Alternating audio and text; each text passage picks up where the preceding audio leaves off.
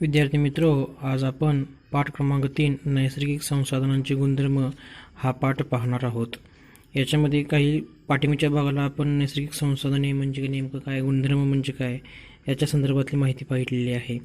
यातला पहिला प्रश्न बघा, हवेमध्ये कोणकोणते वायू असतात, हवेला एकजिन्सी मिश्रण का म्हणतात, हवेमध्ये असलेल्या वेगवेगळ्या वायूंचे उपयोग कोणते, ह्या सर्व बाबी पाहिलेल्या आहेत.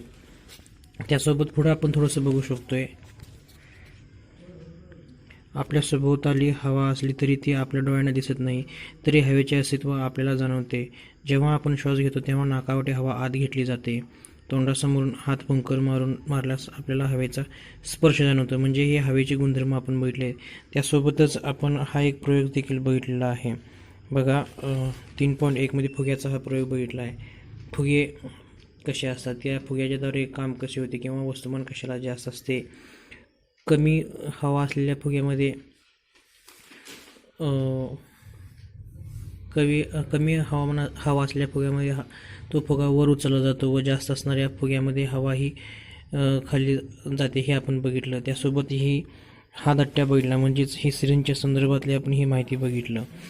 त्याच्यानंतर ही आपण माहिती या ठिकाणी बघतोय. बघा, सर्वसामान्य स्थितीमध्ये समुद्र सपाटीला वातावरणाचा दाब हा सुमारे 1014 म्हणजे 1,14,000 न्यूटन प्रति चौरस मीटर इतका असतो, हे आपण बघितलं.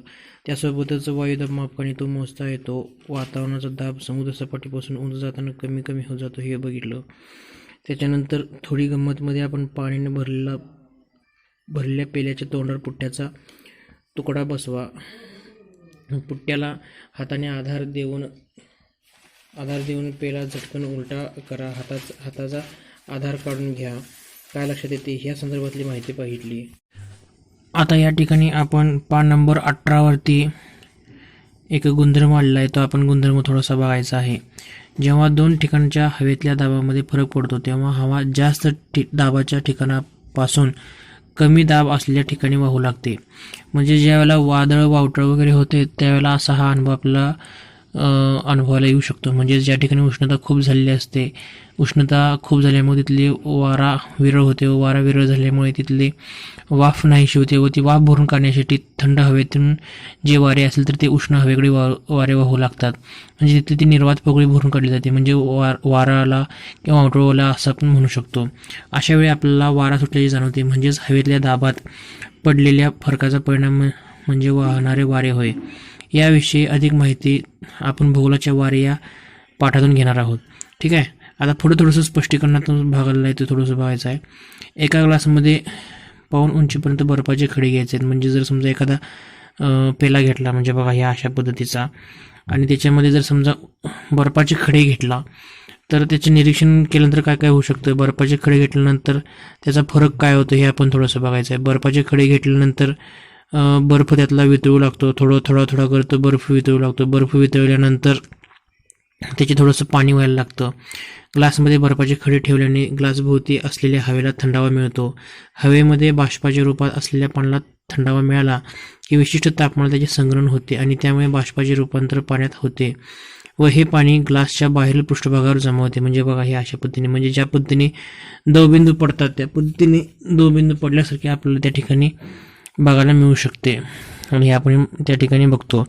म्हणजे या ठिकाणी सांगितलेलं आहे काय की संग्रहण होते. म्हणजेच काय तर बर्फाचं जे काही पाण्याचं रूपांतर असेल किंवा उष्णता असेल म्हणा किंवा विघटन असेल तर ते एक टप्प्याने होत असते, असे आपण या ठिकाणी म्हणू शकतो. त्यानंतर बघा, या ठिकाणी हवेतल्या आर्द्रतेचे प्रमाण वेगवेगळ्या ठिकाणी वेगवेगळे असते. त्याचप्रमाणे दिवसभराच्या कालावधीतही हवेतल्या आर्द्रतेचे प्रमाण बदलते. हवेतल्या आर्द्रतेचे प्रमाण हे तिच्या बाष्प धरून ठेवण्याच्या क्षमतेनुसार ठरते. रात्री किंवा पहाटे जेव्हा हवेचे तापमान कमी असते तेव्हा तिची बाष्प धरून ठेवण्याची क्षमता कमी असते. अशा वेळी हवेतल्या जास्तीच्या बाष्पाचे पाण्याच्या थेंबात रूपांतर होते.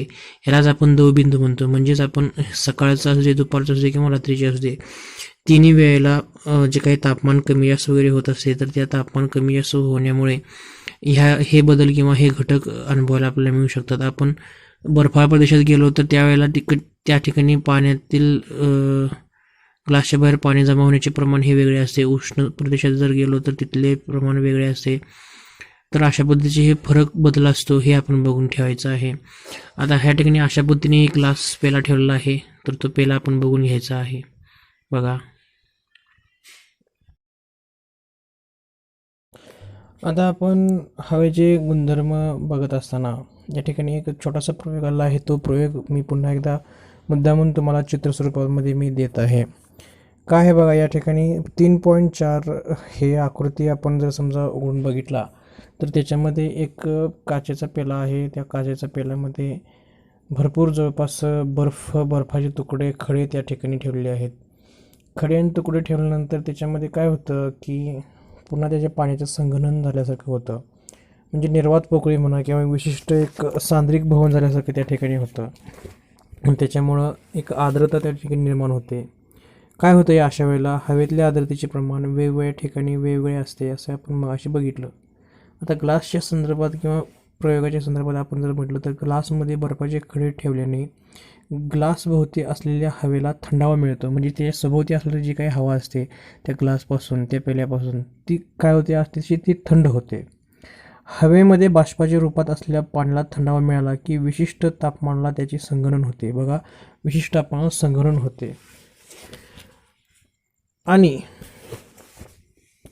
आणखीन काय होते आपण त्या ठिकाणी बघायचं. बघा, हवेमध्ये बाष्पाच्या रूपात असलेल्या पाण्याला थंडावा मिळाला की विशिष्ट तापमानाला त्याचे संघनन होते आणि त्यामुळे बाष्पाचे रूपांतर पाण्यात होते व ते पाणी ग्लासच्या बाहेरील पृष्ठभागावर जमा होते. अशा पद्धतीने ग्लासचे पाणी किंवा त्याचं जे काही संघनन किंवा एक विशिष्ट सांद्रीभवनाची क्रिया होते ही आपण या ठिकाणी बघू शकतो. म्हणजेच, आणि हा सोपा प्रयोग आहे, आपण आपल्या घरामध्ये सुद्धा करून बघू शकतो. एक मोठा काचेचा पेला घेऊन त्या काचेच्या पेल्यामध्ये भरपूर असे बर्फाचे खडे टाकायचे व खडे टाकल्यानंतर थोड्या वेळाने ते सांद्रीभवन होते. म्हणजे जवळपासची जी काही हवा असेल तर ती हवा काय होते तर ती थंड होते व थंड झाल्यामुळे त्याचे काही दवबिंदू स्वरूप असेल तर ते दवबिंदू त्या ठिकाणी साठायला सुरुवात होतात. हा प्रयोग आपण बघायचा व त्याची काही नोंदी वगैरे असेल तर ती नोंदी करून ठेवायचे आहेत. हे खूप महत्त्वाचं आहे. म्हणजे सांद्रीभवनाचा हवा म्हणा किंवा जी काही विशिष्ट गार थंड क्षमतेमध्ये असणारी हवा वगैरे असेल तर ती हवा आपल्याला त्या ठिकाणी अनुभवायला मिळते, हे आपण या ठिकाणी बघू शकतो. अशावेळी जास्तीत जास्त बाष्पाचे थेंब कसे होतात याकडे आपण बारकाईने लक्ष देणे गरजेचे असते व त्यालाच दवबिंदू असे म्हणतात. हे महत्त्वाचं आहे या ठिकाणी. आता या ठिकाणी आपण आणखीन एक माहिती बघू शकतो. बघा, या ठिकाणी दुपारी जेव्हा हवेचे तापमान वाढले असते तेव्हा हवेची बाष्प धरून ठेवण्याची क्षमतासुद्धा वाढते. हवेच्या क्षमतेच्या मानाने हवेतील बाष्पाचे प्रमाण कमी होते. अशावेळी आपल्याला हवा कोरडीच असल्याचे जाणवते. पावसाळ्यात तसेच समुद्रकिनारी हवेतल्या बाष्पाचे प्रमाण भरपूर असते. अशावेळी आपल्याला दमटपणा जाणवतो. याचं पुन्हा मी तुम्हाला स्पष्टीकरण सांगतो. दुपारी जेव्हा हवेचे तापमान वाढले असते तेव्हा हवेची बाष्प धरून ठेवण्याची क्षमतासुद्धा वाढते. म्हणजे दुपारी ऊन असतं, त्या उन्हामुळं काय होतं तर बाष्प धरून ठेवण्याची क्षमता वाढते. जर समजा कोरड्या भागामध्ये म्हणा किंवा इतर ठिकाणी हवेत जर समजा गेला किंवा वावरायला लागला तर त्यावेळेला हवेतील बाष्प धरून ठेवण्याची क्षमतासुद्धा वाढलेली असते किंवा वाढते, हे आपण या ठिकाणी नमूद करू शकतो. आपण आपल्या वहीमध्ये सुद्धा हे लिहून ठेवायचं आहे की दुपारच्या वेळेला हवेतील बाष्प धरून ठेवण्याची क्षमता जास्त असते, हे महत्त्वाचं आहे.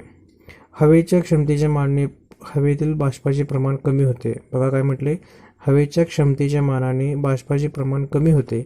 अशावेळी आपल्याला हवा कोरडी असल्याचे जाणवते. बघा, बाष्पाचे जेव्हा प्रमाण कमी होते अशावेळी हवा कोरडी झाल्याचे जाणवते. म्हणजे ज्याला वारा जाणवतो किंवा वारा दरवळत असतो त्यावेळेला ती कोरडी झाल्याची जाणवते. पावसाळ्यात तसेच समुद्रकिनारी हवेतल्या बाष्पाचे प्रमाण भरपूर असते. अशावेळी आपल्याला दमटपणा जाणवतो. बघा पुन्हा काय म्हटलं या ठिकाणी, पावसाळ्यात तसेच समुद्रकिनारी हवेतल्या बाष्पाचे प्रमाण भरपूर असते. बघा पुन्हा आपण म्हणतोय, पावसाळ्यात तसेच समुद्रकिनारी हवेतल्या बाष्पाचे प्रमाण भरपूर असते. अशावेळी आपल्याला दमटपणा जाणवतो. दमटपणा जाणवतो म्हणजे काय तर त्या ठिकाणी दमटपणा असतो, हे या ठिकाणी जाणवतं. आता पुन्हा एक डोके चालवा म्हणा किंवा एक माहिती संदर्भात एक भाग दिला तो आपण थोडंसं बघूया. उन्हाळ्यात ओले कपडे चटकन वाळतात पण पावसाळ्यात मात्र ते लवकर वाळत नाहीत. किती साधा सोपा प्रश्न आहे बघा. उन्हाळ्यात ओले कपडे चटकन वाळतात. म्हणजेच का तर त्या ठिकाणी उकाडा जास्त असतो म्हणा किंवा उष्णता जास्त असते व या उष्णता जास्त असल्यामुळे उकाडा जास्त असल्यामुळं हवेमध्ये सांद्रीभवनाची क्रिया अतिशय कमी पद्धतीने होते. सूर्याची किरणं भरपूर असतात, उष्णता असते, त्यामुळे कपड्यातील जे काही पाणी असतं ते पाणी शोषून घेतलं जातं व शोषून घेतल्यामुळे कपडे पटकन वाळतात. ज्यावेळेला आपण 10 वाजता जर समजा कपडे घातलो तर जवळपास 12 वाजेपर्यंत ते कपडे लगेच वाळलेले आपल्याला अनुभवायला मिळतात. पण जर समजा थंडीमध्ये जर समजा आपण कपडे वाळत घातलो किंवा जर समजा आपण पावसाळ्यात जर समजा कपडे वाळत घातलो तर जवळपास 2-2 दिवस कपडे वाळत नाहीत. कारण का तर हवेमध्ये आर्द्रतेचे प्रमाण विशिष्ट पद्धतीने असते व ते तिला कपडे वाळत घालण्याला मानवत नाही. ही गोष्ट आहे, हे लक्षात ठेवायचं आहे. पुढं बघा, रिकामी बाटली बूच न लावता उलटी करून पाण्याच्या पसरट भांड्यात तिरपी धरा. तुम्हाला काय दिसते? आता हा एक प्रयोग करण्यासारखा भाग आहे. रिकामी बाटली बूच न लावता उलटी करून पाण्याच्या पसरट भांड्यात तिरपी ठेवा. तुम्हाला काय दिसते? तर बुडबुडे आल्यासारखे दिसतात, म्हणजे हवा त्याच्यामध्ये आत जात असते. आता हे जर समजा छायाचित्र जर समजा बघायचं असेल तर 3.5 मध्ये आपल्याला या बघायला मिळू शकते. हे बघा, तिरपी ठेवलेली आहे बाटली व तिरपी बाटली ठेवल्यानंतर बुडबुडे वर जात आहेत. बुडबुडे वर गेल्यानंतर हवा आत जात आहे, हे आपण या ठिकाणी बघतो. आणि हवा आत गेल्यानंतर मग पाणी आत जातं, हे बघायचं आहे. किती महत्त्वाचा बदल किंवा फरक आहे हे बघू शकतो आपण. फुग्यात हवा भरली की त्यामध्ये काय बदल होतो हे बघायचं आहे आता ह्याच्या पुढं. आता या ठिकाणी प्रेशर कुकरच्या संदर्भातील हवा आणि प्रेशर कुकरच्या संदर्भातील एक माहिती आलेली आहे आणि आता आपण ती बघायची आहे. तर या ठिकाणी काय होतं बघा, तर प्रेशर कुकरमध्ये आपण काही अन्नपदार्थ शिजवण्यासाठी ठेवतो. शिजवल्यानंतर कुकरला आपण वरून शिट्टी लावतो व गरम हवा किंवा गरम वाफ त्याला द्यायला सुरुवात करतो. हे केल्यामुळे काय होतं की आतमध्ये हवा वाफ तयार होते, गरम वाफ तयार होते व ते अन्न शिजण्यासाठी पोषक होते व त्याच्याद्वारे अन्न शिजले जाते. ती वाफ असू दे किंवा गरम हवा असू दे, ती कुठं इकडं तिकडं न जाता एकाच ठिकाणी कुकरमध्ये ती साठून राहते व ते साठून राहिलेल्या प्रक्रियेमुळे काय होते तर अन्न शिजण्याला मदत होते. म्हणजे हवा ही एकाच ठिकाणी जर समजा आपण धरून ठेवली तर त्या पद्धतीने काही चांगले पोषक विधायक घटकसुद्धा आपल्याला घडू शकतात, हे आपण या ठिकाणी बघू शकतो. प्रेशर कुकर आता आपण जर समजा घरामध्ये प्रयोग करत आहे असेल तर दररोज आपली आई कुकरला भात वगैरे लावते, तर त्या ठिकाणी हा प्रयोग आपण बघू शकतो किंवा अनुभवू शकतो. त्याच्यातून आपल्याला ही माहिती कळू शकते. प्रेशर कुकर हा कोणत्याही कंपनीचा म्हणा किंवा कोणताही असू शकतो किंवा तो चालू शकतो, हे आपण बघू शकतो. ठीक आहे, तर प्रेशर कुकरच्या संदर्भातील प्रयोग सोपा आहे. आपण त्याचे अनुमान लिहू शकतो. अनुमान लिहून घेतल्यानंतर आपला काय काय अनुभवायला आलं ह्याच्यातील माहिती आपल्याला अधिक चांगल्या पद्धतीने कळू शकते. प्रेशर कुकर आपल्या छायाचित्रामध्ये दिसतोय, तो बघून घ्यायचा आहे. खाली कुकरच्या खाली गॅस आहे, गॅस फ्लेम ऑन केलेले आहेत, ते आपण बघून घ्यायचं आहे. बघा,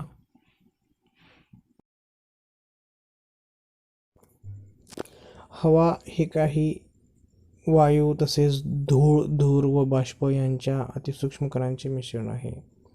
जेव्हा प्रकाश किरण हवेतील या सूक्ष्म कणावर पडतात तेव्हा ते प्रकाशाला सर्व दिशेने विखुरतात. या नैसर्गिक घटनेस प्रकाशाचे विकिरण स्कॅटरिंग ऑफ लाईट असे म्हणतात. म्हणजेच आपण बघू शकतो की हवा हे काही वायूंचे तसेच धूळ, बाष्प व धूर यांच्या अतिसूक्ष्म कणांचे मिश्रण असल्यामुळे जेव्हा प्रकाश किरण हवेतील या सूक्ष्म कणावर पडतात, म्हणजे धुलीकणावरती वगैरे पडतात, कवडस वगैरे आपण म्हणतोय ना, ते पडतात, ते प्रकाशाला सर्व दिशेने विखुरतात. या नैसर्गिक घटनेस प्रकाशाचे विकिरण स्कॅटरिंग ऑफ लाईट असे म्हणतात. ज्यावेळेला इंद्रधनुष्य म्हणा किंवा कवडसे पडत असताना सुद्धा ते चकाकले जातात. म्हणजेच काय तर त्या प्रकाशझोतामध्ये काही पार्टिकल्स आल्यामुळे, धुलीकण आल्यामुळे काय होतात तर ते चकाकले जातात. त्यासोबतच जर समजा आकाशामधून जर समजा ध्रुवतारा म्हणा किंवा रेनबो जर दिसत असेल तर ती सुद्धा ह्या प्रकाशाच्या विकिरणाचाच घटक आहे. पावसाळ्याच्या दरम्यान ह्या काही घटना किंवा घटक हे घडत असतात अशा पद्धतीने हे म्हणतात. म्हणून स्कॅटरिंग ऑफ लाईट असे म्हटले जाते. हवा हे काही वायू तसेच धूळ, धूर व बाष्प यांच्या अतिसूक्ष्म कणांचे मिश्रण असल्यामुळे जेव्हा प्रकाश किरण हवेतील या सूक्ष्म कणांवर पडतात तेव्हा ते प्रकाशाला सर्व दिशेने विखुरतात. या सर्व नैसर्गिक घटनेला प्रकाशाचे विकिरण असे म्हटले जाते. हे आपण लिहून घ्यायचं आहे, समजून घ्यायचं आहे.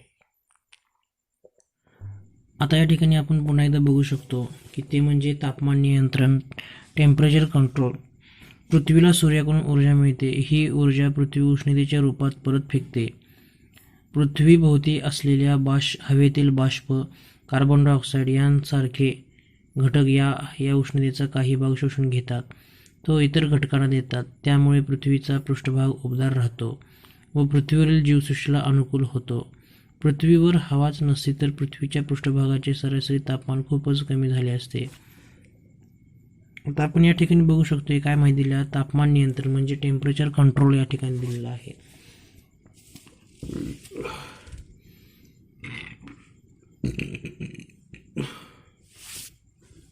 टेम्परेचर कंट्रोल म्हणजेच तापमान नियंत्रणाच्या संदर्भातील ह्या बाबी आहेत.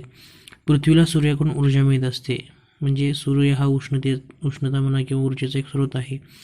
ही ऊर्जा पृथ्वी उष्णतेच्या रूपात परत फेकते, म्हणजे काय आदानप्रदान होत असतं. पृथ्वीभोवती असलेल्या हवेतील बाष्प, कार्बन डायऑक्साईड यांसारखे घटक या उष्णतेचा काही भाग शोषून घेऊन तो इतर घटकांना देतात. म्हणजे काहीही एकसारखी चक्रक्रिया ही स्वरूपामध्ये चालू असते, हे आपण बघायचं आहे. त्यामुळे पृथ्वीचा पृष्ठभाग उबदार राहतो, जे काही सरफेस वगैरे आपण म्हणतोय तो उबदार राहतो व पृथ्वीवरील जीवसृष्टीला अनुकूल होतो, म्हणजे काही जीवसृष्टी आहे ती अनुकूल होते. पृथ्वीवर हवाच नसते तर पृथ्वीच्या पृष्ठभागाचे सरासरी तापमान खूपच कमी झाले असते. म्हणजे ज्या पद्धतीने जर समजा तापमान नसतं तर संपूर्ण सगळीकडे थंडीच असते व थंडी हे आपल्या मनुष्याला मानवणार नाही आहे. चंद्रावरती म्हणा, मंगळावरती किंवा इतर ग्रहावरती हवामान तापमान नाही आहे, त्यामुळे तिकडं थंडी आहे व ते सजीवसृष्टीला अतिशय घातक आहे किंवा इथे सजीवसृष्टी जगू शकली नाही आहे, हे आपण या ठिकाणी बघू शकतोय. म्हणून तापमान नियंत्रणासाठी पृथ्वीला सूर्याकडून ऊर्जा मिळते. ही ऊर्जा पृथ्वी उष्णतेच्या रूपात परत फेकते. पृथ्वीभोवती असलेल्या हवेतील बाष्प, कार्बन डायऑक्साईड यांसारखे घटक या उष्णतेचा काही भाग शोषून घेऊन तो इतर घटकांना देतात. त्यामुळे पृथ्वीचा पृष्ठभाग उबदार राहतो व पृथ्वीवरील जीवसृष्टीला अनुकूल होतो. पृथ्वीवर हवाच नसतील तर पृथ्वीच्या पृष्ठभागाचे सरासरी तापमान खूपच कमी झाले असते. ही बाब आपण लक्षात ठेवायची आहे. आता या ठिकाणी पुन्हा एक प्रश्न आला आहे, तो प्रश्न वाचून घ्यायचा आहे. आपण हा प्रश्न वाचून घ्यायचा आहे. गमतीदार प्रश्न आहे. काय बघा, जरा डोके चालवा. म्हणजे आपल्या ज्ञानात भर पडण्यासाठी आपल्याला उपयोजनात्मक असणाऱ्या क्षमतेवर एक प्रश्न विचारले आहेत. हे प्रश्न आपण बघून घ्यायचे आहेत. बघा प्रश्न काय आहे, वाचून घ्या. आपल्या अवतीभोवतीची सर्व हवा जर काढून घेतली तर काय होईल? बघा, जर आपल्या अवतीभोवतीची हवा असेल, आपण श्वसन घेण्यासाठी म्हणा किंवा फिरण्यासाठी किंवा वनस्पतीला लागणारे कार्बन डायऑक्साईड वायू म्हणा किंवा बाष्प, ओझोन वायू, त्यासोबत प्राणवायू म्हणा किंवा नायट्रोजन, मिथेन वायू हे जर समजा काढून घेतले तर काय होईल, असा प्रश्न विचारला आहे. तर हे जर समजा हवाच काढून घेतली तर संपूर्ण सजीवसृष्टी ही नाहीशी होईल. सजीवांना काहीही मिळणार नाही. जीवनचक्र, जलचक्र हे संपूर्ण थांबून जाईल. पाण्याची वाफ नाही, त्यामुळे ढग होणार नाहीत. त्यासोबत पाऊस पडणार नाही, त्यामुळे धरणात पाणी येणार नाही. धरणात पाणी नाही, नदीला पाणी नाही, प्यायला पाणी नाही, अशा पद्धतीची हालापेष्ट होईल. हवा जर प्राणवायू जर नसला तर मनुष्याला श्वसनाला सुद्धा काही जागा किंवा क्षेत्र क्षमता राहिलेली नसता. ही बाब लक्षात ठेवायची आहे. त्यामुळं आपल्या अवतीभोवतीची जर हवा काढून टाकली तर खूप वाईट हाल होतील. आपल्याला त्यातून बाहेर निघणे हे खूप अत्यंत जिकिरीची होणार आहे, हे असं आपण म्हणू शकतो. दुसरा प्रश्न बघा, अवकाशात आवाज ऐकू येईल का? अवकाशात आवाज ऐकू येईल का असं विचारलेलं आहे. अवकाशात जर समजा वातावरण असेल किंवा जर हवा असेल तर आपल्याला निश्चित ऐकू येईल. परंतु जर समजा अवकाशामध्ये जर समजा हवाच नसेल तर आपल्याला अजिबात ऐकू येणार नाही. म्हणून अवकाशात गेल्यानंतर काही वैज्ञानिक म्हणा किंवा अंतराळवीर हे आपल्या कानाला एअरोमीटर म्हणा किंवा इतर काही संदेशवाहक यंत्रणा वगैरे जोडतात व त्याच्यामुळे आवाज कानाला कसा ऐकू येईल हे अशा पद्धतीने शोध लावतात किंवा कामचलाऊपणा करून घेत असतात. ही बाब लक्षात ठेवायची. म्हणजे जरा डोके चालवायच्या प्रश्नाची उत्तर आपण बघितलं. ठीक आहे. आता पुढं थोडंसं जाऊया. ध्वनी प्रसारण म्हणजे साऊंड ट्रान्समिशन. ध्वनी प्रसारण एका ठिकाणाहून दुसऱ्या ठिकाणी ध्वनीचं प्रसारण होणे. आपल्याला ऐकू येणारे सर्व आवाज भोवतालच्या हवेतून आपणापर्यंत येऊन पोहोचलेले असतात. तापमानातील बदलामुळे हवेची घनता सुद्धा बदलते. थंडीमध्ये हवेची घनता वाढते. थंडीत पहाटे दूरच्या आगगाडीचा आवाज स्पष्ट ऐकू येतो. यावरून समजते की ध्वनीचे प्रसारण होण्यासाठी हवेचा माध्यम म्हणून उपयोग होतो. या ठिकाणी आपण हे बघायचं आहे, ध्वनी प्रसारण म्हणजे काय, साऊंड ट्रान्समिशन. आपल्याला ऐकू येणारे सर्व आवाज भोवतालच्या हवेतूनच येत असतात. म्हणजे हवेचे काही कण इकडे तिकडे जात असतात, ते पोहोचलेले असतात. तापमानातील बदलामुळे हवेची घनतासुद्धा बदलते. थंडीमध्ये हवेची घनता वाढते. थंडीत पहाटे दूरच्या आगगाडीचा आवाज स्पष्ट ऐकू येतो. यावरून समजते की ध्वनीचे प्रसारण होण्यासाठी हवेचा माध्यम म्हणून उपयोग होतो. ही बाब या ठिकाणी आपण बघू शकतो. पान नंबर 19 वरती ह्या सर्व माहिती आहे. म्हणजे मग अशा आपण काय बघितलं, जरा डोके चालवा, त्यासोबत तापमान नियंत्रण कसे केले जाते, त्यासोबत कुकरचं सुद्धा एक उदाहरण बघितलं. ह्या सर्व बाबी बघितल्या. पाण्याचे गुणधर्ममध्ये पाण्याला गुणधर्म कोणकोणते असतात, तर पाण्याला गुणधर्म हे विशिष्ट असतात. पाण्याला रंग नाही, चव नाही. त्यासोबत पाण्याचं वजन हे एका ठराविक एककांमध्ये मोजलं जातं. द्रावकता आहे हे आपण बघू शकतो. म्हणजे पाण्याला गुणधर्म किती आहेत हे आपण बघितलं. ठीक आहे.